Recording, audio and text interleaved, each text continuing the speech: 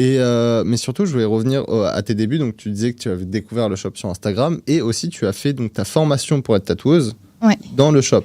Absolument. Et donc, du coup, est-ce que tu peux nous dire comment ça s'est passé ta formation, qui était ta formatrice, comment tu l'as découverte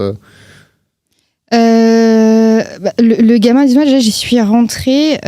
Donc, en fait, quand on cherche un apprentissage, il y a plusieurs manières de le faire, dont celle que j'ai faite, donc c'est-à-dire démarcher des salons de tatouage en se rendant sur place, en montrant son book et en communiquant avec les tatoueurs. Et moi, le gamin à 10 doigts, vous savez, on a toujours, quand on cherche un apprentissage, une liste de salons, on va dire, dans l'ordre prédéfini de ceux qu'on voudrait vraiment à ceux, voilà, en entonnoir, quoi, basique.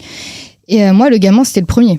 Clairement, c'était le premier sur la liste, mais j'ai jamais voulu rentrer dans le salon pour poser mon book parce que franchement, je me faisais dessus, quoi.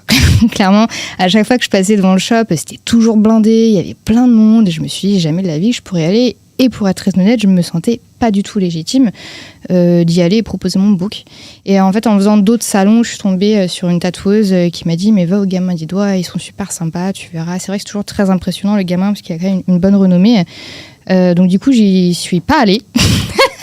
J'y suis toujours pas allée et j'ai préféré envoyer un mail, mais le mail, c'était le mail de ma life. J'ai tout donné dedans, genre j'ai donné mon âme, mon cœur, tout.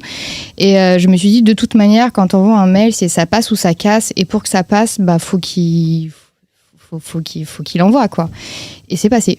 C'est passé un soir, j'ouvre mon Instagram et là, je vois popper Manuela tatouage, le gamin 10 doigts vous suit. J'étais là en mode waouh! Franchement, j'étais à 2 doigts de la syncope. Donc, du coup, j'ai eu un entretien avec eux. Ils m'ont pris et c'est Manuela Anna Tatouage qui m'a prise en apprentissage, donc qui est la co-gérante du salon. Et du coup, voilà, c'était très important pour moi. Après, au bout d'un moment, quand tu cherches un apprentissage, tu n'as plus trop le choix. Mais en tout cas, c'était quand même super important pour moi d'avoir un maître d'apprentissage qui faisait de la couleur parce que pour moi, c'était le plus important. Je voulais absolument faire du tatouage en couleur. Et c'est vrai que dans le monde du tatouage, tout le monde ne sait pas faire la couleur.